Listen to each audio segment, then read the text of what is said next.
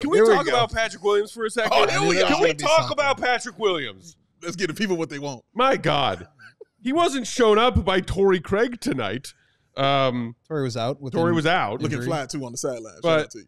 after he played, I think he played 32 minutes on Monday, Pat, in that underwhelming game where he started hot and then fell off. Mm-hmm. He only played 23 minutes tonight, took 6 shots, scored 7 points, 3 rebounds, 3 assists, 1 steal, 2 turnovers. Your 3-and-D guy, who never handles the ball because he's afraid to, had more turnovers than steals. Plus minus of 0. I am. Where you at, Matt? It's like you were saying, this is the no excuses tour, right? Yes. That's what you're calling it, Dave? Correct. I don't know if there are any that you can even try to make at this point. And I think, Will, you made note of it in your column from yesterday or this morning, whichever one it was. Go read it, allcshow.com. It's incredible. Mm-hmm. That, when it comes to Pat, the offensive growth just still isn't there. And it seems like he's also maybe not as focused defensively. I don't know if it's something with recovering from his foot surgery and the injury. Yeah. I don't know what's going on. But Patrick Williams, man, how many times did I see him pass the ball because he looked afraid tonight? How many times did we see him with the basketball under the basket and pass out? Still takes a week and a half to get up his 3-point shots. And he's been getting cooked on defense these last few games. Fried. What are we doing with Pat? I don't know. I'm giving up. It's bad. No, you will. Yeah, it's gone from, I would say, Pat being serviceable to what's your service? What do you say you do here?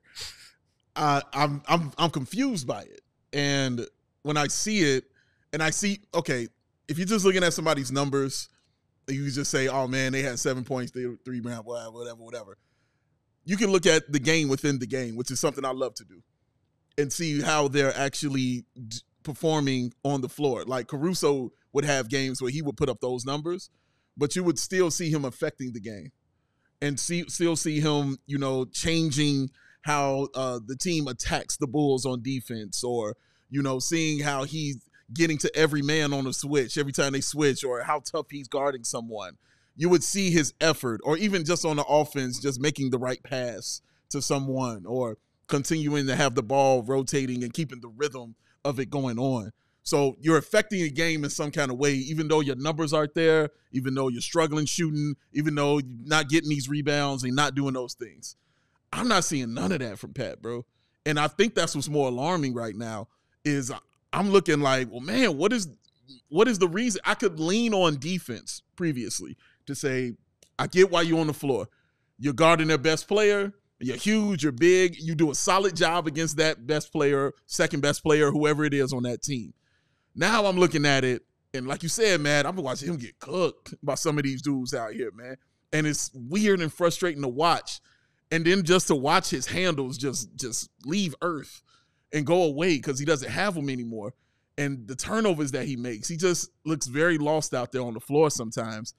And it's not, for me, it's gotten past the point of upsetting. It's to the point of just, okay, this is what it is, And when people, and you were saying people were trying to argue with us about our feelings, about Patrick, I hope y'all have been watching the show, for the past couple of years, because nobody was defending him more than me. Like, I was on the Patrick Williams train, bro. Like, that was what it was about. It doesn't bring me any pleasure to sit here and say these things about Patrick, man. But I'm not going to lie. I'm not going to sit here and lie to you about what's going on out there on the floor. And don't lie to yourself about what's going on out there on the floor. 7 points and 3 rebounds as a consistency isn't good enough. 10 points, I think that's what he's averaging right now. And 3 or 4 rebounds ain't good enough. The 40% from 3 is cool, but when you're only doing 2 or 3 attempts, not good enough. And then when you are a guy who disappears on defense, when that is supposed to be your calling card right there, it's just not good enough, man. That's what the No Excuses Tour is not accepting all of that and saying, no, dude, you need to be better. And it hasn't been. It just simply hasn't been this season for Patrick, whether it's the 20-point game thing or whether it's, getting 5 or whatever you want to look at. I can't look and say this has been really good for Patrick right here. I can't say it. I like the just completely random spin of positivity from Dr. Professor in the comments who said, at least the Bulls never paid Tyrus Thomas. There you go. There's a bright side when we're talking about the underwhelming performances of Pat. I mean, what are you making of this? Like, I mean, I get the no excuses thing, and I think that's fair. I mean, this is his 5th year in the league. I will say, though, that with the foot injury impacting his offseason, not being able to play 5-on-5 until training camp, and then taking on a bunch of minutes and then having to sit out for another 10 games. Like, the conditioning is going to be an issue. The athleticism, I think, is just probably not where it used to be. Sure. So those things I think do count for something, but I mean, there just hasn't been like any growth. And we can talk about like the particulars of his defense not being quite the same this year. The Bulls are 2.5 points per possession, per 100 possessions better with him off the floor defensively, whereas in the past it's been about even. So he's not like contributing. His defensive EPM is in the negatives. It's the worst since his rookie year. So I just don't think he's awesome. I don't think he's been as impactful. You saw in the last game where he gave up the 3 to Miles Bridges at the end of regulation. Cooked. I'm not going to like sit here and say like I think Patrick is like cooked as a defensive player. I think that's the part where to me like the foot and the rehab and the conditioning, I think once he gets that back to where it is, that's where you can make more of a real evaluation of his improvement or lack thereof. Okay. But the offensive side has been disappointing. I mean, I always thought that like the DeMar was taken away from Patrick narrative was like pretty silly because like when you look at the way that defenses bent to DeMar and what that opened up for guys like Kobe, I mean, we saw guys have really successful offensive years next to DeMar. Yeah. So why couldn't that have been true for Patrick? But at the same point, there's less oxygen in the room, so to speak, where you just don't have as many dribbles. And I think Patrick's a guy who wants the ball in his hands a little bit more, who feels more comfortable creating offense with the ball in his hands. That's why you see the pull-up jumper at the elbow or the free throw line and less of the getting all the way to the rim. And so to not see... Why does he throw that ball like a freaking hot potato?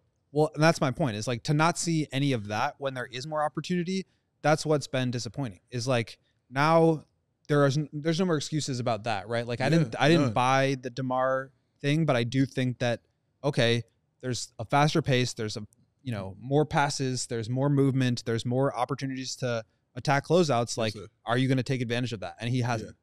Yeah. And like I think like the $90 million thing, I can understand why people would be frustrated about that.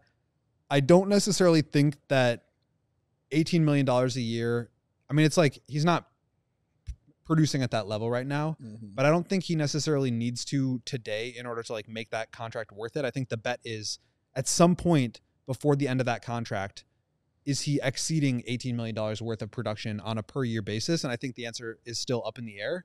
But what we're seeing right now is him not meeting that. And so I totally understand the frustration.